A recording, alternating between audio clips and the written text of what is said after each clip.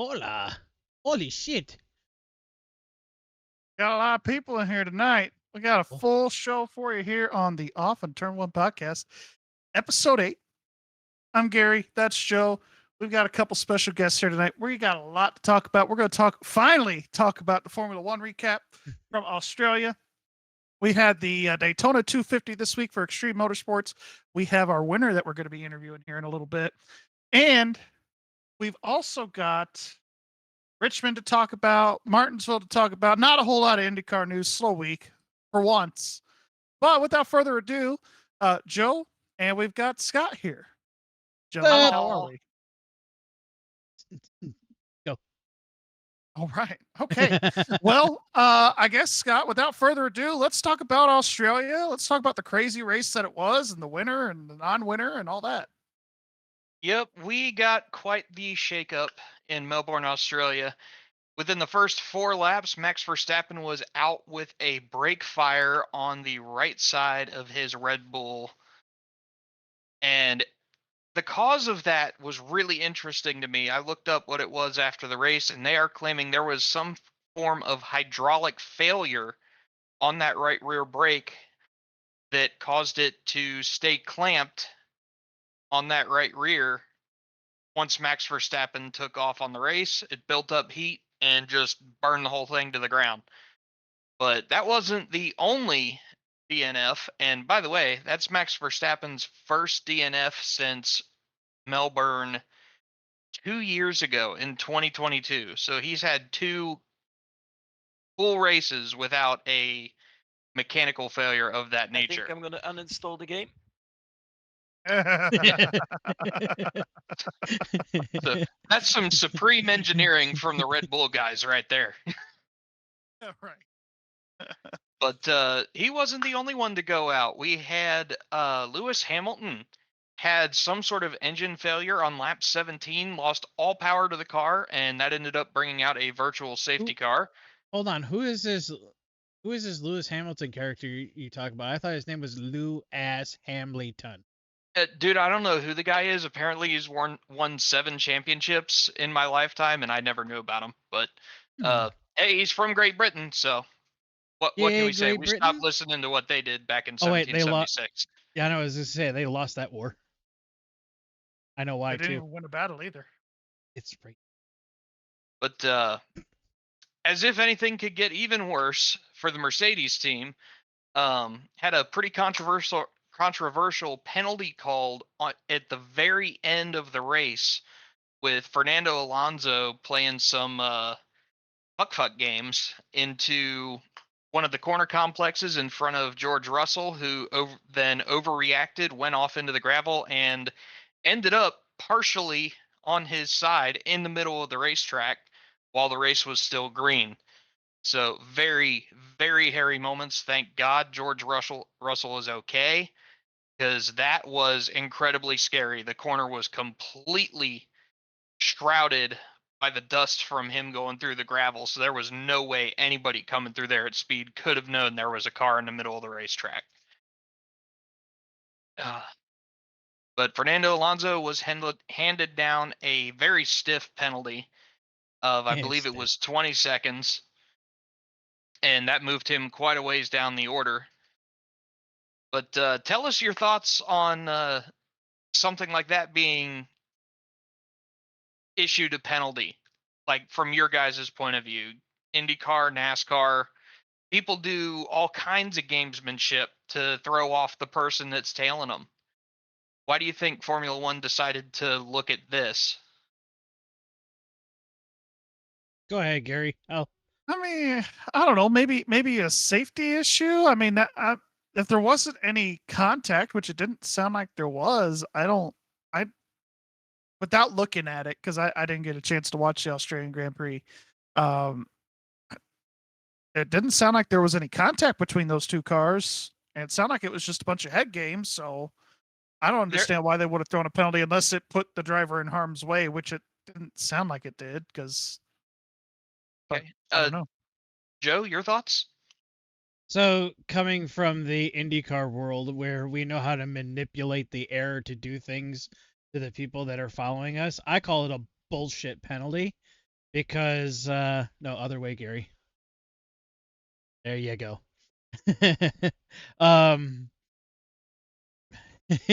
Wrong. I call it a bullshit penalty because IndyCar drivers sit there and manipulate the air. We experience it in the simulators. Dumb, absolutely dumb call. But if you're gonna police somebody playing fuck games during a race, then enjoy your funeral procession, Formula One. Now, I initially had the same thought as you guys. Like, why would you penalize this? It wasn't in a very well televised area of the racetrack, given the nature of the street course itself. But I had a chance to go back and look at the recordings from Fernando Alonso's car. I got to see a little bit of the data that they put up on some of the shows afterwards, and the driver's statement, as much as I want to give that full credit, George Russell was saying he had a gap of about a half a second to Fernando Alonso, which you have to think you're doing upwards of 170 miles an hour. That's a fair distance off. It's not a small distance by no means, but at the speeds these cars go at, if you're giving up half a second into a single corner that you have not changed your approach into at all, where there's virtually no room to get around. I understand playing gamesmanship in certain situations, but even looking at the recording, it would be something that I would have wanted to be investigated if I was with Mercedes. I really can't absolve Fernando Alonso of everything there. Do I think the penalty needed to be that stiff? No, but it was absolutely erratic driving is the way they have it written in their rule books. But if they're gonna call it think erratic driving, I'm gonna let me interrupt for a sec. If they're gonna call that erratic driving, then you might as well pull every freaking race car driver in the planet or on this planet on the all right on the planet. English is hard. Yeah, on. English is harding today. You might as well pull them all out of race cars. All right, there's very few drivers that you can sit there and be like, okay, yeah, they're actually smooth. All right, but that's I don't know. I'm still calling it a But they're bullshit slow. call. Yeah. Well, you'll have to show me the rule, Rambler. Okay. And we'll put a link to the rule in the comments too. Yep, and I have a couple videos that I can link you to as well to put up in the description here, because it was a very interesting way to read it. Because if you're watching from Fernando's point of view, it doesn't look that egregious, but George Russell's was it was damn near like Fernando had thrown out the anchors, which in an area of the track where you're expecting people to be on the throttle up into this short braking zone, I could see how that would throw somebody off and cause a very dangerous situation and a near tragic incident that this could have created. So we'll get back to that. The big story of the race was Carlos Sainz coming out and standing alone as the only man in the last 2 years that has beaten Max Verstappen, other than his teammate, in a full-length Grand Prix in the last 2 years. Goes out for a week, has a really fantastic sub-driver that made headlines. He comes back after getting his appendix removed, and he goes straight to the top step of the podium at the end of the weekend. Incredible feel-good story. Ferrari finally has a 1-2 for the first time since, I think I heard somebody say it was like 2017, 2018. So, Really? yeah, they've got something to celebrate. Yay, Ferrari didn't beat themselves. Woo! And if I got that date wrong, I apologize. I remember reading it. Okay. Well, and I mean, honestly, I heard too that he looked like he was in pretty bad shape when he got out of the He car. looked rough, and this is coming from somebody that spent 10 years as an EMT. You get to a point where you can just look at somebody and go, "Ugh, that doesn't look great." He was pale, looked a bit clammy, which instantly you see those two things on somebody, they're not feeling good. It Right. doesn't mean they're dying, it just means they are not having a good day. And to see the way he gingerly got out of that car and was trying to be energetic for his crew was almost kind of painful, because it's like, damn, that dude just like, they just need to throw an IV in him and let him lay down for a bit before they try doing this shit. Joe He's needs an going IV to be, now. yeah, he is miserable. Yeah. I am Yeah. And miserable. that, I mean, I mean, you have your appendix removed. That's not a small, easy feat, right? Then you're out of the car for what, 2 or 3 weeks or something like that. I don't know how much time he missed, but I mean, these guys are in tip top shape, ready to go, and even just a couple of days off. I mean, they're not, you know, I wouldn't say he's rusty because he's one of the best guys, one of the best drivers in the world, right? Because Formula One, they've got some pretty good talent. But yeah, anytime that you are miss time out of the race car and have a major surgery like that, I'd probably be out of shape too. I'd probably be like, give me an IV like right now, yesterday. Thanks. Can I have an IV when I get done working? So there's a term, Joe, that I want you to look up, because I just found out there's one of these here in South Carolina where I'm at. It's called a hydration bar. Oh yeah, we have those. Yeah, that's an IV bar. They will give you an IV. Huh. I never heard of these places until I went on vacation to Destin. Or no, it wasn't Destin. It was Nashville when I went to try out for The Voice. I saw like 10 of them while I was just walking around the bars down there. I was, Yeah, there's many actually up here in Indianapolis too. Yeah, there's a couple of these I'm just gonna IV bars. support my Second Interesting. Amendment rights. That'll get me re-energized. Wait, praise so be to John Moses Browning. oh god, so Rambler, where's Formula One going next? It's this weekend, correct? Formula One, I have no idea because I I believe didn't it's pull the tab Japan. up. It is Japan. They are going to Suzuka. Suzuka. Yep. Last year, and I want to say pretty much since Max Verstappen moved up to the Red Bull seat, I believe the only two winners there have been Mercedes and Red Bull. So with Carlos Sainz being back in tip-top shape, do you think he might have another shot at doing a back-to-back win? Nope. Formula Assuming One. that Mac, well, No, not with the tear. I mean, other than that mechanical failure, I mean, from Verstappen, which he can't control, right? But if Red Bull has their crap together this week and they don't have any mechanical failures, I think it's gonna be a Red Bull car. It's either gonna be him or it's gonna be one of the Red Bull guys, or it's probably gonna be Lewis Hamilton. That's my thinking. Fernando Alonso. I mean, Ooh, Max Verstappen. I mean, hold on. Vanderstoppen. Hold on. Where is that fucking sound? What did I do with that one? Vanderstoppen. Thank you to our Lord and Savior, Pat McAfee. he's praying to John Moses Browning, Pat McAfee. Who's next? Yeah, it used to be Louis Meyer, but we had to move on from that. Is he the one that Oh, no. made the Oscar Mayer wieners you love so much? I don't eat the glizzy, okay? We You throw heard the it here glizzy first. Joe is not a fan of the fizzy glizzy. There you go. But anyway, your finishing results for Formula One in Australia. You have Carlos Sainz and Charles Leclerc locking it in the double podium for Ferrari, followed by Lando Norris and Oscar Piastri, the McLaren teammates, putting on a fantastic show.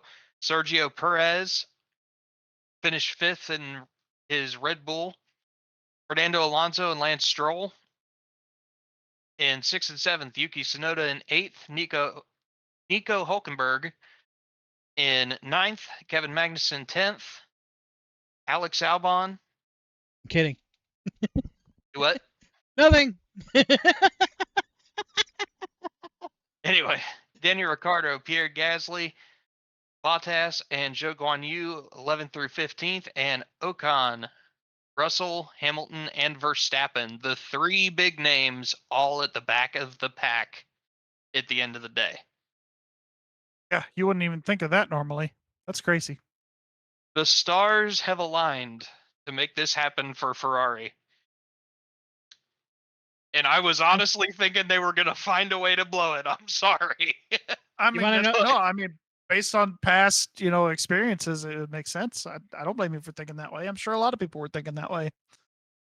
It was actually entertaining. As soon as I heard Vanderstoppen blowing up a brake, or how, I don't remember how they said it in the broadcast. Like, I was doing something and then I heard something going on, or somebody yelled, "Hey, Max is smoking," or something. I think it was Ramler said that Max was smoking, and I looked up and I'm like, "Holy shit! There are freaking racing gods! We're gonna have a race!" And it became a Ferrari parade, which is all right. I mean, But we don't get to see much of the prancing horses. They tend to step on their own tails quite often. and not everybody can be the Budweiser Clydesdales and lead all the time either. Brain. It just came up in the broadcast. Whoops. Choo choo. Heard it. Welcome, Bayline. This episode brought to you by Adderall. Helps with your everyday ADHD needs. Squirrel. Oh, Gentlemen, that is all that I have for my segment. If you have any questions or have anything else for me, let me know. I don't think I do, unless Joe does. yeah, I'd say just get us those links, and we'll be sure to add them to the description and comments and all that. And appreciate your work, and we'll see you next week, I guess. All right, we will got, see you all next week for your Japan. next Formula Japan. All right, sounds good. Thank you, Scott. Have a good one, guys. Oh no! I did not move him. Oh no! Anyways, he moved himself. Oh, he moved himself. All right, hang on. Hold on. What? Okay, fine. You know what? I'm whatever. Fuck post production. Well, Joe, I think up we here. should take a quick time out here and get ready for our next guest. What do you say? Hey, just bring him in now. As soon as he comes in and turns his camera on, everything will be nice and set. Yay! All right, There he well, is. We got him here. Go ahead, Brandon. Turn on your camera. Am I going to blind everyone? Is that how that works? I'm on Blinded top. by the Hang on, I gotta light. move my camera now because I'm on top. Haha. What?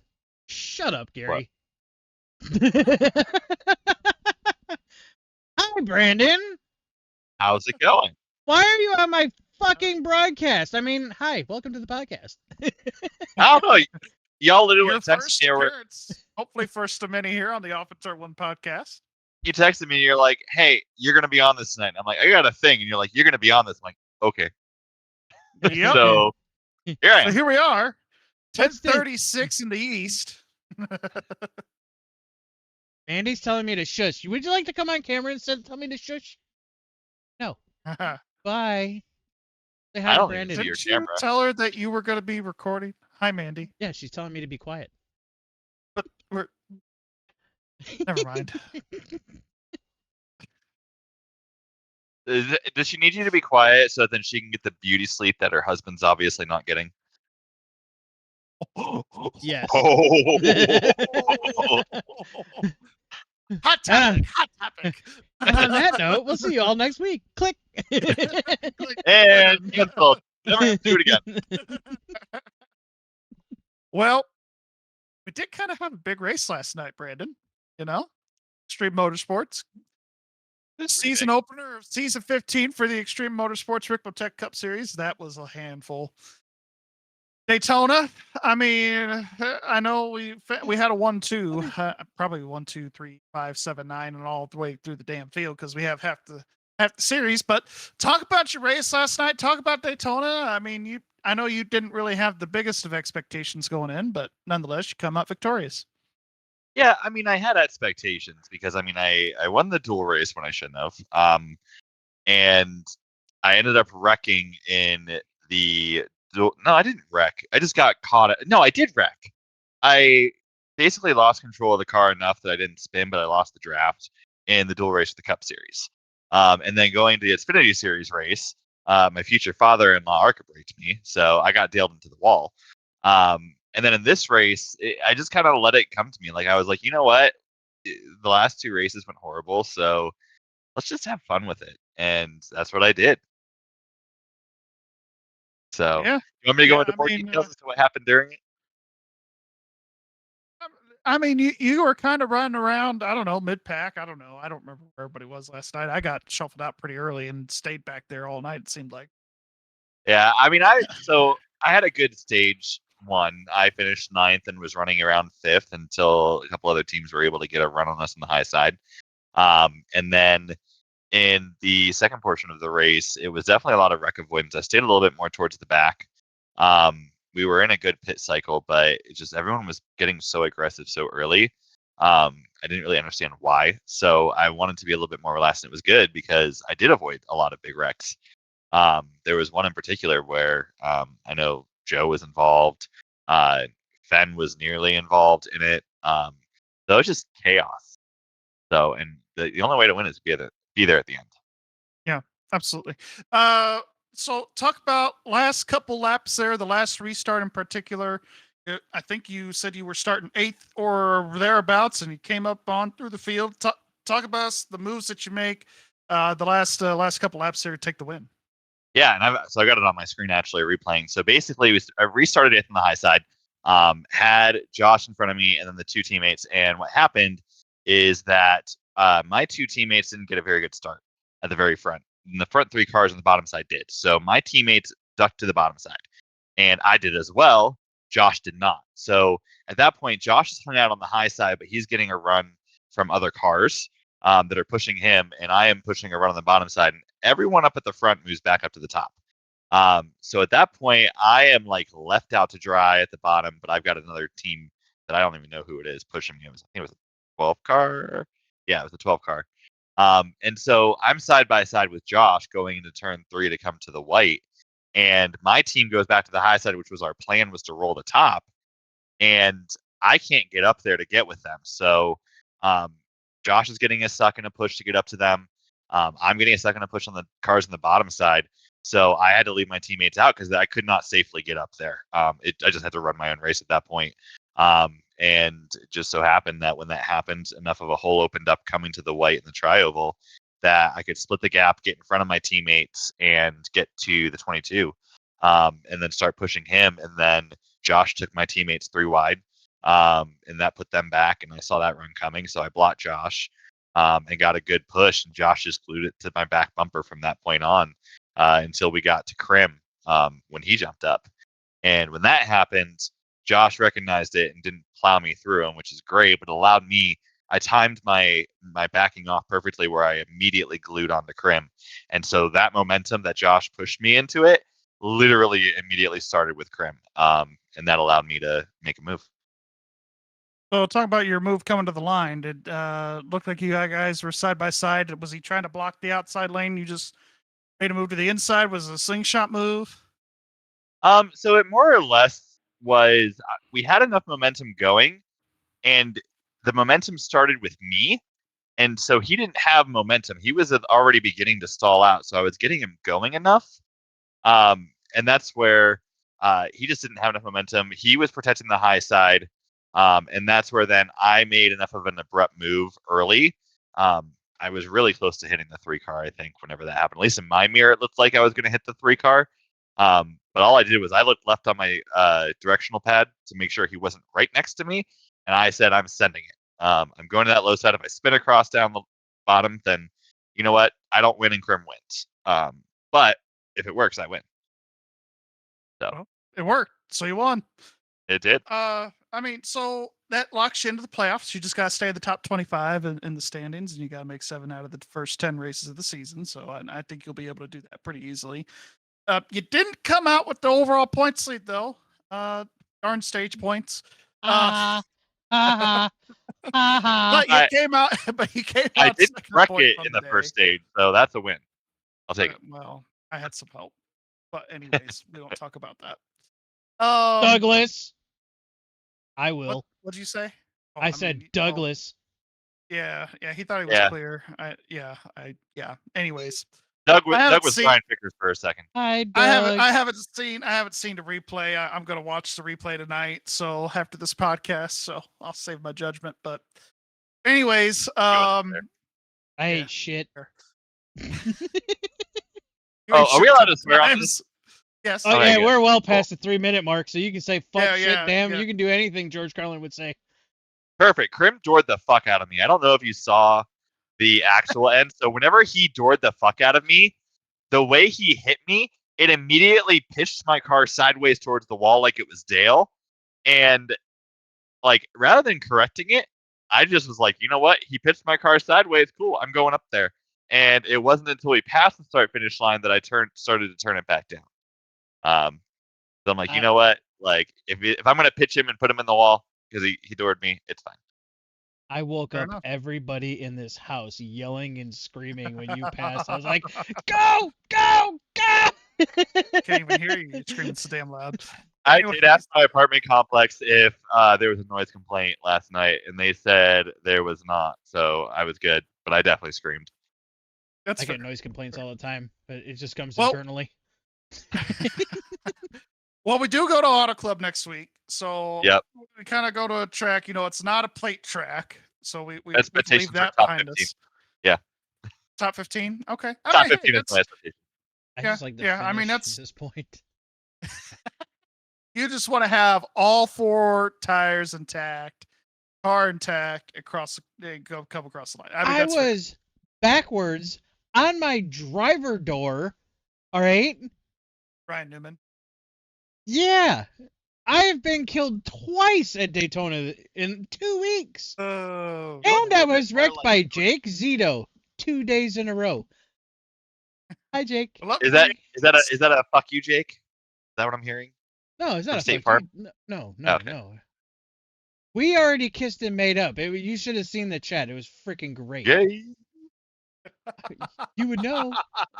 I would. Oh, hey. Oh no! So here's the funny thing: is I ended up getting a Snapchat from my one buddy, and it was whenever I was leading for the first time when I was rolling the high side in the middle of the race, and he had sent to me. I didn't see it till the end.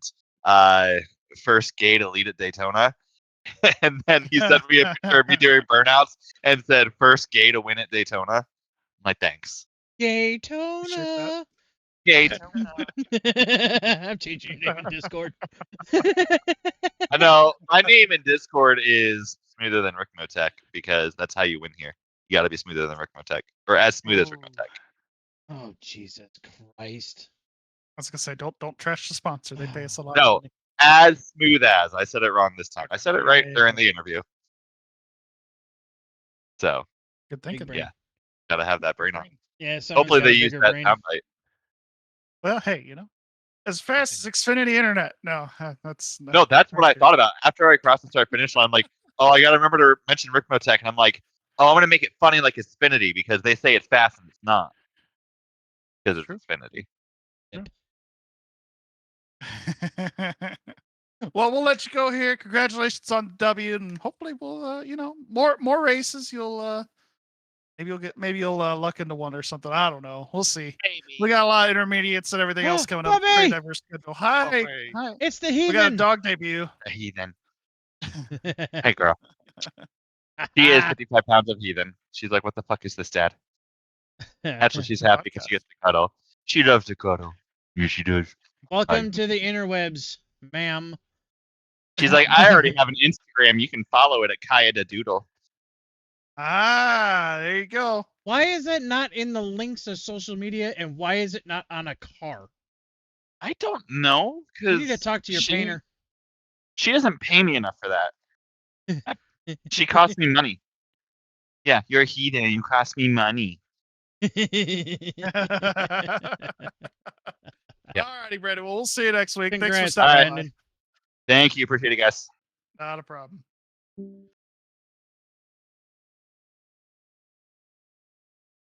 Okay, there's gonna be a horrible spot, but now we're recording again. But what? Okay. All right. Well, we're back. And Yay, we're back! Woohoo! And I that was was a Daytona. great I don't know what I don't know. I'm just gonna repeat myself, but that was a great guest segments there between Scott and Brandon tonight. So that was nice. I made a meme. We're gonna talk. What's that? I made a meme and you couldn't see it on camera. Darn. You'll see it in the Oh, well. podcast. Yeah, I guess I'll have to go back and listen to it. He was talking about the finishing order, and I was sitting there doing one of those. Okay, I'm falling asleep because it's Formula One and it's a fucking snooze fest. One of these, yeah. Oh, it's bad. You'll see. Alrighty, well, we're gonna move on here. We got some NASCAR stuff to talk about. A lot of NASCAR stuff to talk about, actually. We're gonna talk about Richmond, and then we're gonna look ahead to Martinsville a little bit. We're gonna talk some Bubba Pollard, some Xfinity, and then some Cup racing. We're also gonna talk about some SHR stuff as well. Question of the week I do have for everybody. What do you see SHR? Oof. SHR looking like in 2025 and beyond. That is Stuart Haas Racing. Joe, I'm going to ask you, what do you think Stuart Haas is going to look like this time next year? What's Stuart Haas? I think they're going to be gone out of the sport. I've had some time to think about it this week. There's a lot of potential buyers for those charters. I've heard Legacy. I've heard Front Row. I've heard 2311, Trackhouse even. Spire even has come up. Honestly, we've seen this happen before with teams downsizing and looking to sell their stuff really quick. Usually when they're trying to sell their stuff really quick, it goes for decently cheap. I mean, Front Row Motorsports has always been one to buy charters when people are looking to quickly get out of the sport. So that could be a place. I mean, we've also got, like I said, Legacy, maybe even Junior can buy in. What do you think, Joe? Who do you think buys the 4 charters for Stuart Haas?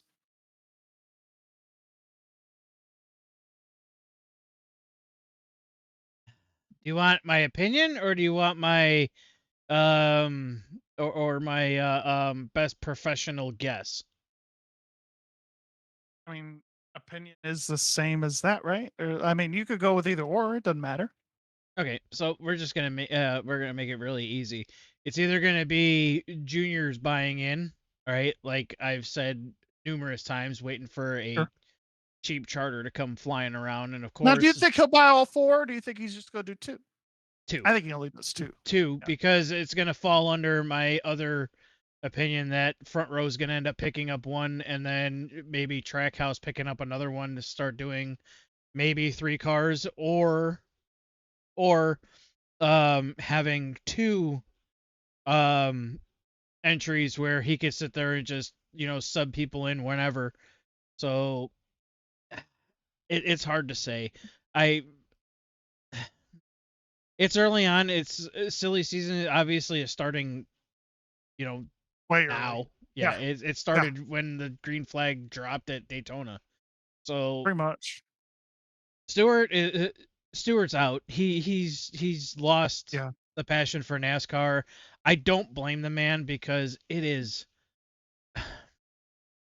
hard. NASCAR nowadays is hard. He's got the drag racing stuff going on, and hey, you know what? More power to the man. He's doing something else, right? I mean, shit, I would do the same thing. It'd be like, you know what? I'm fucking done doing this shit. I'm gonna go do something else. All right. I used to do a lot more IndyCar racing. What am I doing now? I'm doing sports car racing. Yeah. I used to do a lot of RC. Yeah, I was doing RC car stuff. Successful at it. Guess what? I don't want to do it no more. I'm taking the kid out and going to ranges and moving my hobbies. It's something that people do, and he's he's past the midlife crisis part, but whatever. He's definitely got a passion more so for grassroots racing and just keeping the racing simple. I think that's why he's fallen in love with the NHRA. I think that's why he keeps doing the dirt stuff that he's doing. Because it's just easier fan access. NASCAR is kind of turned into this Formula One thing. If you're not insanely rich and can get a hot pass every week at your local or at a NASCAR race, there's not much fan interaction unless you go to a fan zone. So I'm gonna put this in the back of your head, and I haven't told you this one, and I've been waiting to put it on the podcast because I want to see your expression when you go and when you hear this one. What if Tony Stewart is doing the Kenny Bernstein route? He had Indy cars, a drag racing team, NASCAR team. All right. What if he's following one of his idols? He's like, wait, this is something I want to do. So he's got the drag racing thing going on. What if there is a possibility, right, that he goes IndyCar racing? It's Tony Stewart, right? I can't rule it out. Personally, I'm a big Tony fan. I have been the last, I would say, since he left Gibbs. So when it was announced in middle of 08, in 09, when he formed Stewart Haas Racing with Gene Haas. I'd love for him. He has even said on many podcasts that the Indianapolis 500 is his passion, more so than the Daytona 500 or the Coke 600. I mean, the first thing he thinks about Memorial Day weekend is the Indianapolis 500, and he's racing the Indianapolis 500. I could definitely see, if the opportunity presents itself, if there's a good partnership with either Chevrolet, Honda, or Ford, or whoever comes into the series, Toyota, whatever, where he could partner and do a two-car effort. I think it would definitely be a two-car team. If you could see the shit-eating grin on my face right now. Right. I could definitely see it. I can't not see it because it's Tony Stewart, and he's a modern day AJ Foyt, honestly. I mean, he's got a little more of a filter now because he's married, but talking about Tony, but I mean, he's pussy whipped. Yeah. I mean, what did I say? Oh shit! I said the quiet part out loud. I really need to. I need to make that a button. There, say sorry. Said the quiet part out loud. Quiet part. Right. But in all seriousness, I mean, I would love to see Tony on an IndyCar team. I mean, I don't care how it happens, when it happens. I just know that I'd be buying a lot of Tony Stewart racing gear if that were to happen. Tony Stewart in IndyCar would make me renounce every fucking fanship I ever had in IndyCar. I'd be like, oh, Tony Stewart? Yeah, everybody else can go fuck themselves. Yeah, and I want him to come back, at least in an owner standpoint. I think the driving days are beyond him at this point. But never say never. But I think he would really love doing it into his 50s, and so was Mario. I mean, yeah. I mean, Tony has lost a lot of weight too, so he might be able to fit into an IndyCar. Yeah, he lost that baby weight. I mean, what? But I mean, in all seriousness, where's my Tony Stewart? If he were to win the Indy 500 as an owner, I think it'd be bigger than his Daytona 500 win as an owner that he had with Kurt Busch. I really do. Would love to see it happen. Whether it happens, if he decides to go IndyCar racing, I don't know. I'd love to see it, but the teams that I can think of off the top of my head that have won Indy 500s and Daytona 500s would be Penske, and I can't name any others. That's it. It's only two. That's pretty high clientele to be classified with if we were to do both. At least as far as I know off the top of my head, I don't know. We'd have to do some additional research on that. Maybe that's something we could look up before the next episode. But I think it's the only two teams. If I were to start claiming Daytona 500 wins and Indy 500 wins as an owner, I'd probably make everybody look like a piece of shit. Probably. Yeah. 25 years worth. Let's go. Right. I mean, again, just to kind of sum that up, I would love to see IndyCar racing.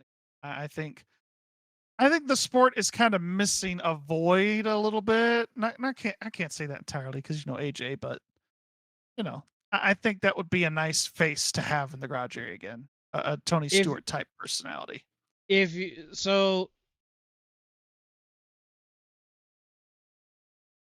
All right. So, rumor that I heard is there is a rather substantial financing force that may or may not be trying to sway certain Stewart team towards IndyCar, and that's as far as I'm going to go with that on this podcast.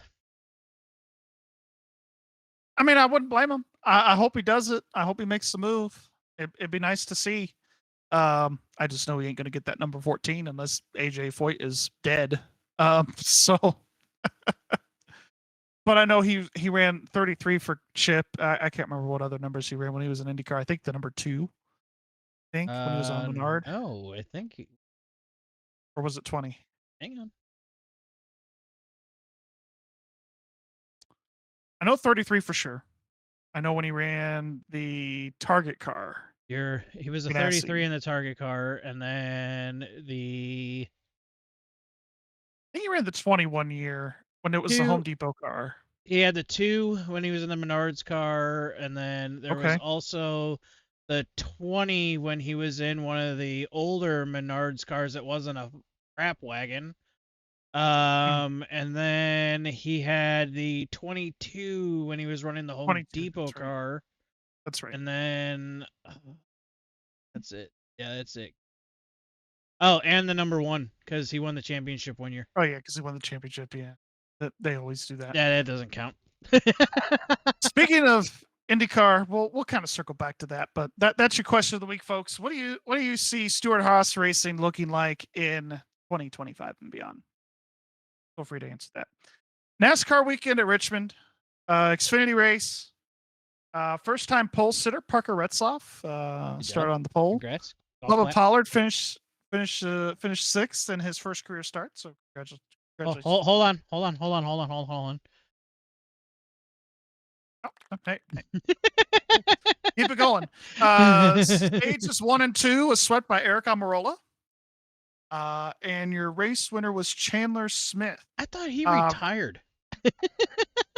He is running part-time for Gibbs this season. I think he's running up to like 8 or 10 races or something. Bet. He's got that going for him. Sponsored by He Gets Us. Yeah, so he trust me. Let's see here. Funny stat I found, not funny, but just an interesting stat that I heard over the airways during the Xfinity race. Between Joe Gibbs Racing and Junior Motorsports, they both have won races at Richmond 7 out of the last 9 years, where both teams would sweep the season there, basically, in the Xfinity series. So they definitely got that track down pat. JGR led the most laps on the day. Chandler Smith, like I said, with the dub. Joey Gase gets mad at Dawson Cram. Joe, I don't know if you saw the replays anywhere on Facebook or social media, wherever you might pull that up, but Joey Gase gets dumped by Dawson Cram. So what does Joey Gase do? He gets out of his car, takes the rest of the bumper cover off, and throws it at his car, at Dawson Cram's car. I saw that. And he says, take this for your souvenir. Or something along those lines.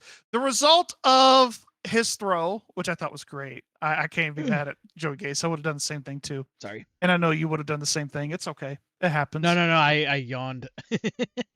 You yawned. Whatever. You thought it was funny. It's 11 o'clock at night. I'm fucking tired. We're almost done. The result was a $5,000 fine by NASCAR and limitless ads for Joey Gase. So there you go. So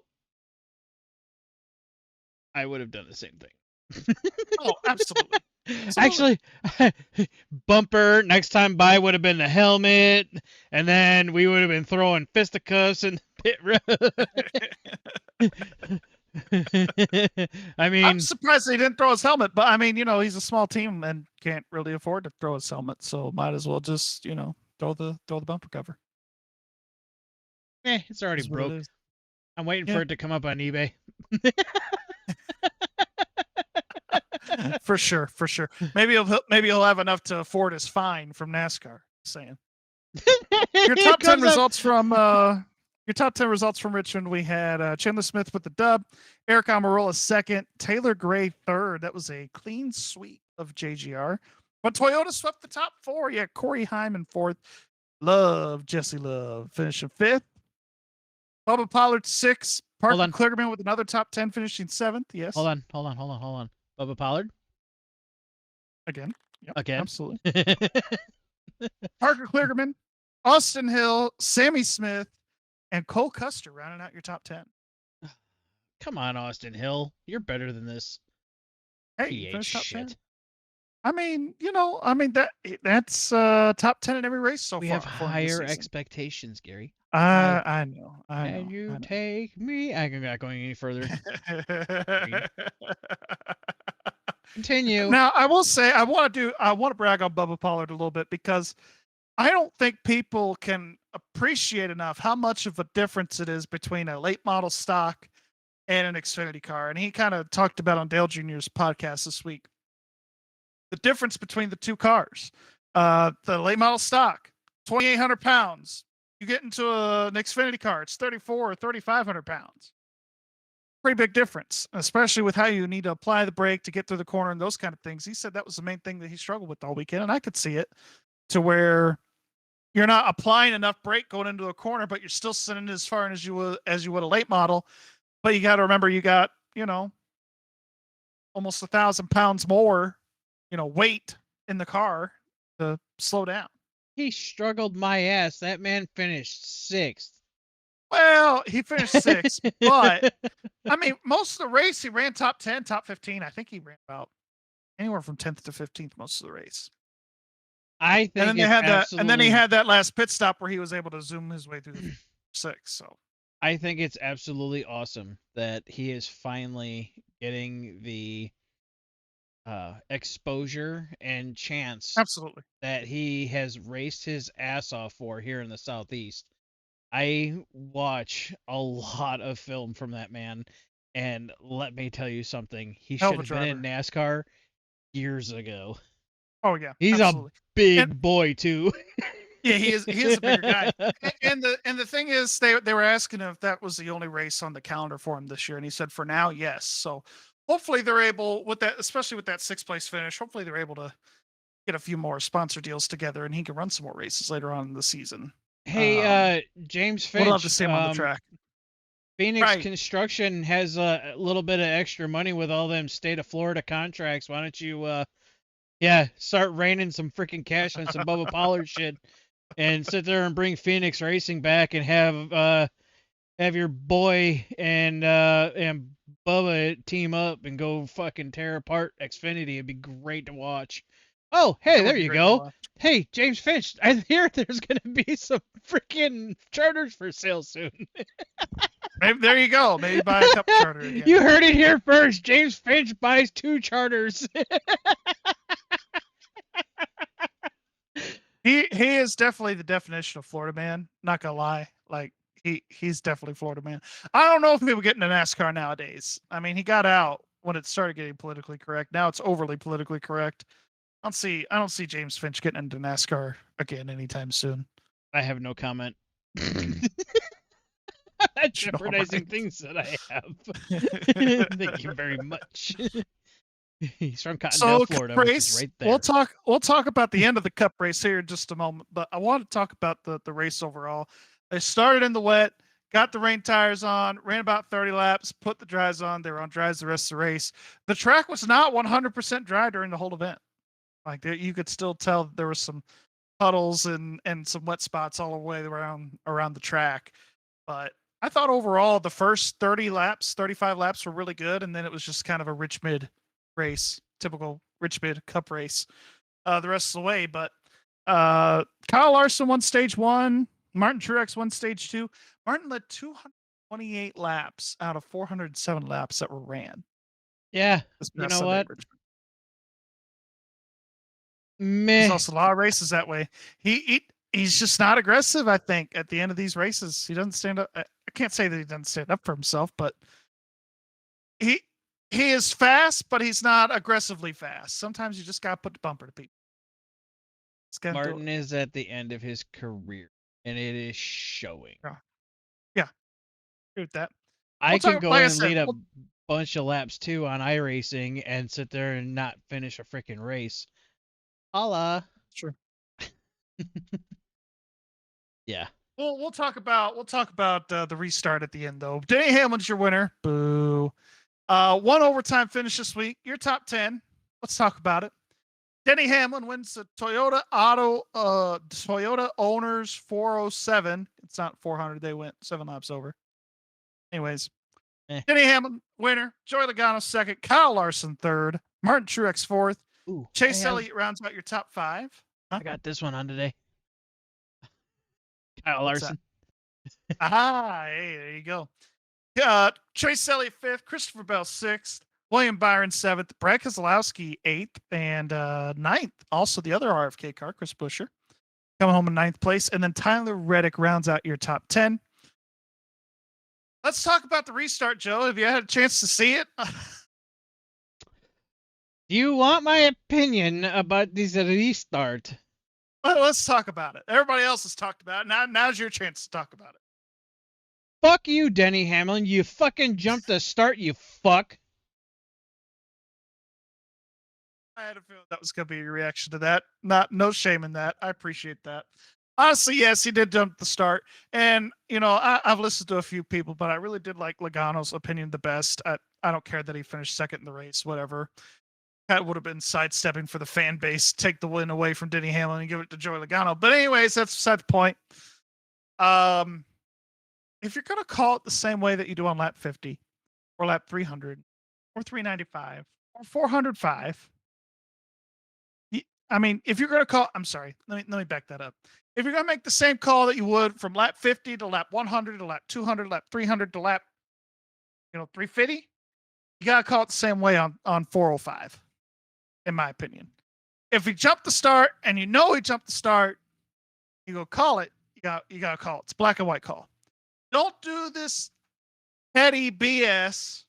2 days later, you go around on TV and radio saying, yeah, it was a missed call. You can miss the call all the time. It's fine. But it's the end of the race. You have time to take wins away and give it to somebody else. How many times, Joe, do we see at these plate tracks, Daytona and Talladega, where there's a caution during a green-white checkered? And we're seeing people passing people. They're looking at video and all this other crap at the end of the race to determine the finishing order. Why can't you just do that for this cup race? Make the call. Why?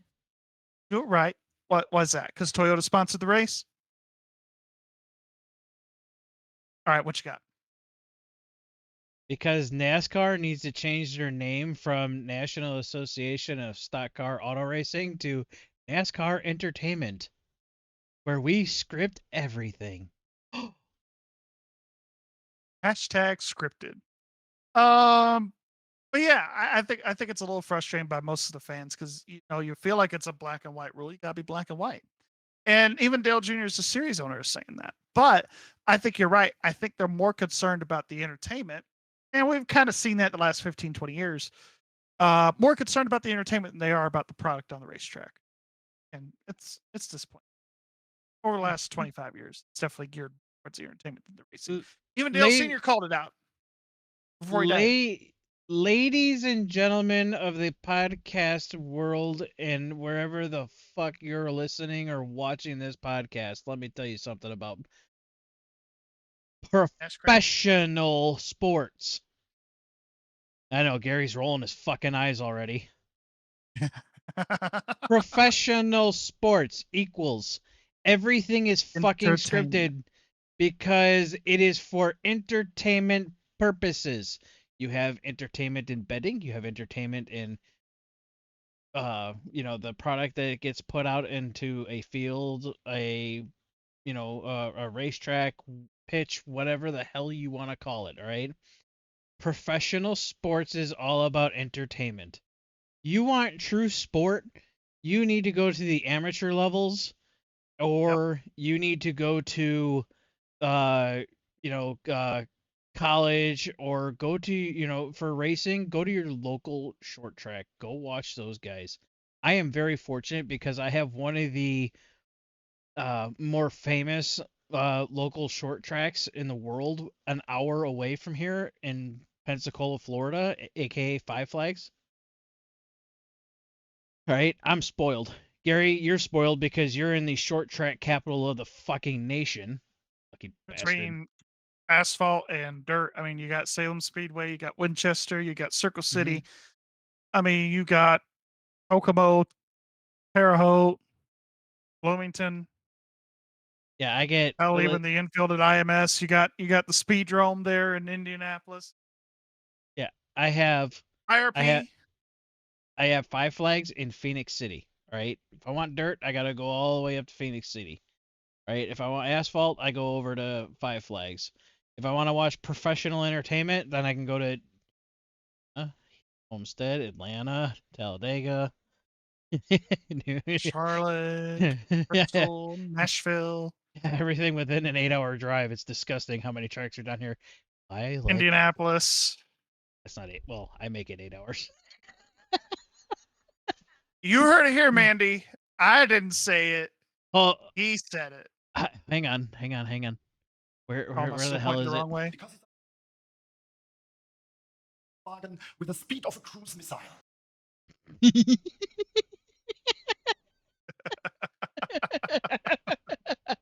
Oh, man. uh, Well, yeah, I mean, you know, yeah, I'm Final okay. restart. So kind of BS. yeah, that was BS, but I didn't get to watch the beginning of the race, which I'm kind of pissed off about because it was in the rain and I really wanted to see oval racing in the rain. I've missed it now. Was it? They've had it 3 times. I think I've missed it all 3 times. But that's fine. I can go back and watch it if I want to, if I really wanted to, but I already knew what happened at the end of the race. I had watched the parts that I wanted to watch. There were entertaining parts at the end of that race. NASCAR, yet again, all right, for some freaking reason, you still sit there and make things entertaining. They're trying to make headlines. If that was the way they wanted to make a headline, great. Good for you guys, all right? But again, at the end of that race, I was still entertained. It was fun watching the fallout from this shit. All right. It's true. It sucks that Popcorn here. right. It sucks that a sport that we love is become that. But I mean, if I'm Well, I entertained, tell you what, and I'm they're a pretty going- harsh fucking critic. That's true. That's true. Well, we go to this track this week. Martinsville, right behind me. Trucks tomorrow. Xfinity Saturday, I believe. Count me if I'm wrong. Shoot me. And then Cup on Sunday. I'm looking forward to it. I enjoy watching the trucks at Martinsville and Xfinity cars at Martinsville. They usually put on a pretty good show. Cup, it's Cup. Hopefully they have tire fall off like Bristol, and I think that race will be really entertaining. You know, it'd be Love to see great. it. What's that? 30 laps, tires are all worn off, people are busting tires, bouncing off the wall, Ross Chastain'ing the freaking outside wall, sitting there just trying to keep the car going, wearing down rims. Let them have at it. Fuck. Yeah. I think Goodyear was in the right direction as far as the tire they brought back there in the fall, where there was a lot of rubber being laid down and there was some tire fall off. Drivers were saying it was great until the track got really rubbered in, and then they would just go back to running the same lap time. So I'm curious here. Give me 1 second, sir. I want to see something. Martin Speedway. You know, I was going to ask Rob There. if he was going to go to Martinsville. But Yeah, Mr. Hot Dog. Next time he goes, we're going to have to place a bet on how many hot dogs Rob's going to eat Crap. in a Martinsville weekend. There's no rain forecasted at all this weekend. Oh, darn. You know what? Screw it, NASCAR. Go get the water trucks. Put the water on the track. Go put the rain tires on it. Let's go see. Let's have at it, boys. Let's go racing, boy. You know, so this is something I've been meaning to ask you, and I've kind of been saving it for the podcast. All right, and it kind of goes with what's about to happen at Martinsville. But what if NASCAR just said, you know what? Fuck the rules. All right. Here's the car. Here's the setup. Do a fixed setup race in an actual freaking cup race at Martinsville, and just let them beat the shit out of each other. Just Honestly, bumpers, storing, have fun. All right, because you know, you're only doing doing 100 miles an hour going into turn one. And yeah, you're not going that fast. I mean, yeah, like you said, maybe 100, maybe like 115, maybe going into one and going into three. But I mean, hell, I've said that for a while. I mean, if we're gonna build cars to be exactly the same, why don't we just do IROC this shit? I Do have it everywhere. I have ideas, brother. I have ideas for. Oh my god, I got ideas now. I'm getting out of your head. Sorry, I'll proceed. But no, I mean, seriously, give them all the same setup. Here's the setup. Here's the car. Have fun. Yeah. I mean, that's basically what people were saying with this next gen car is anyway, which I mean, they're not entirely incorrect. Toughen but up toughen up those toe links a little bit, which yeah. Which I mean, they have gotten tougher since 2022. I mean, if you think about it, the first season, anytime that you would hit a wall, it seemed like the toe link was broken. Now it's not as bad. It's still decently bad, but it's improved. Can we throw this in? We're at the hour mark. Yeah. Yeah. Let's hear it. I got this. I got this one. Okay, so the toe link that NASCAR is using, I have seen up close. Right. When we were at Talladega, we were able. Toyota had their next gen car set up where you can actually see it, and you could get up close with it. And I was looking at that damn thing, and I'm like, that's funny because those joints that they use for the toe link are literally the same thing that off-road guys use, and those things are beefed up to shit. All right, the bar will bend. It's 2 bolts to get the damn thing out. How come? They can overbuild the shit out of that toe link and call it a day. This is one of those cases where I think NASCAR said, "Oh, well, we built something that's entirely too good, so we're gonna have to sit here and make a weak point." Fuck it, guys. Put the good shit on there. Let these guys fucking beat the snot out of each other. All right, knock some sense into each other, and have fun. Out. You guys want entertaining NASCAR? All right, you go and do an actual survey. Actually, I'll sit here and I will post a survey on Facebook. All right, and I'm gonna see what do you watch NASCAR for, and I guarantee, all right, the race fans, all right, us, all right, the people that are purists and will actually watch racing for racing, are gonna sit here and say, oh, well, we watch racing because we like watching, racing. All right. The and I hope people make me eat my words on this one. All right, but I'm gonna guarantee a 60% response where people are gonna say, "Oh, I watch NASCAR because I like seeing people wreck." Hey. So yeah, come on. Let's be realistic. If it give the fan, you want more fans, all right? Guess what? Death and cars being coming back on tow trucks. That's how you do it. At horsepower. Horsepowers. Horsepowers. Yeah. 900 horsepower, beat the fenders off the cars, coming back. Do you remember the days when they used to sit there and wreck, and you would have you'd have like modified cars coming back at like Daytona and other mile-and-a-half tracks and shit.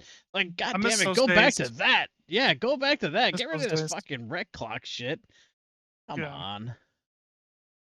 It's just like the federal government sitting there regulating yourself to death. Oh. So we're gonna go on the topic of this DVP. You kind of opened the door. So you remember debris cautions back in the day, right? Before we had these stages. Hold on. Debris cautions? Cautions? I think you know where I'm going with this. Let's go. So I'm gonna Junior sit back talked about it on his podcast either last week or a couple weeks ago about the debris cautions. from 1980 something. He said he read this on Twitter somewhere, so I'm kind of paraphrasing of his paraphrase. From 1980 something to 2000, you'd have about 1 to 1.5 debris cautions per race. Okay. Hmm? When did they start doing stage racing? 2017? 17. I don't know. I think it was 17. I It's probably forget. 17. My memory is as short as Yeah. my hair, and as you guys can see, I have a very, very long forehead. Yes. So you had 1.5. Okay, we'll call it 2. All right.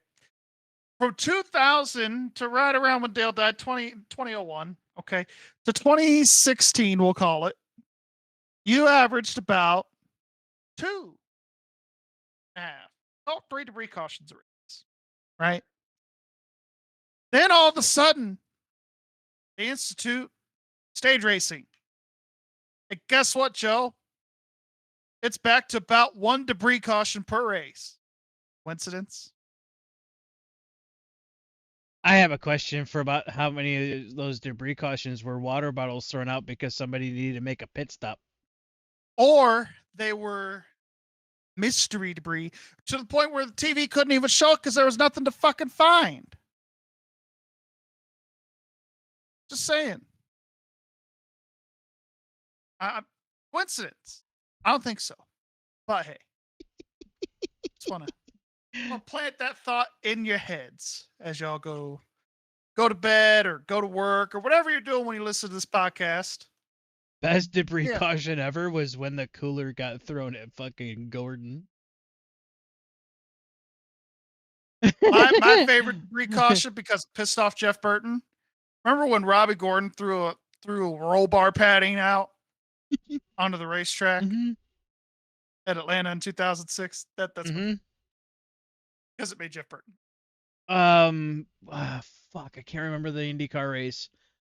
It was an IndyCar race. It was right when they implemented that head and neck restraint where it has the padding that runs around the helmet and kind of holds the driver's head from going side to side, you know. So Before the Hans. there was there was a video, like you had the broadcast that said, you know, this is the debris caution, this is what happened. They showed the piece sitting on the track, but there was never any footage of the in-car footage. And I knew somebody that had that actual footage, and I got to see it firsthand, where it like it was if you look at the raw footage for the TV, you can see the driver kind of pick up on that padding and kind of push it up so he could get a freaking caution. I'm not gonna say who the hell it was, but you can research it. It's got to be out there. I'll have to find it, but yeah, they're drivers create cautions on their own a lot, and they hell um uh I can't remember who the fuck it was. Um, it was they purposely put a right rear spring rubber in, but they put it in just so that if they if they took a part of the banking just right, that freaking spring rubber would pop out. And when that person needed the caution, that's what happened. And you used to see spring rubbers all over the track all the time. So It's true. yeah, debris, yay. Yeah. I thought it was interesting. So Yeah, it any is. That's any final thoughts for this episode, Joe? yeah. I hope not to die at Auto Club in XMS. You know, we got Auto Club coming up this week for the Cup side. I'm looking forward to that. We've also got Homestead on the Xfinity side this week. I think that's going to be interesting. So, 2 completely different racetracks, but race very similar. I can't believe I just said that, but it's true. I mean, multiple groove racing there at Yeah, I was both gonna places. say So, it's multi-groove racing, so you are correct, sir. I will So, help you out on that and- one. I will stand behind Gary and a on lot that of tire one. fall off. And a lot Yeah. of tire problems. Tires are going to be the name of the game at both places that we go to this week. So we're really looking forward to it. Hopefully, we can maybe try to pull one of our guys again this week for the win. We'll see.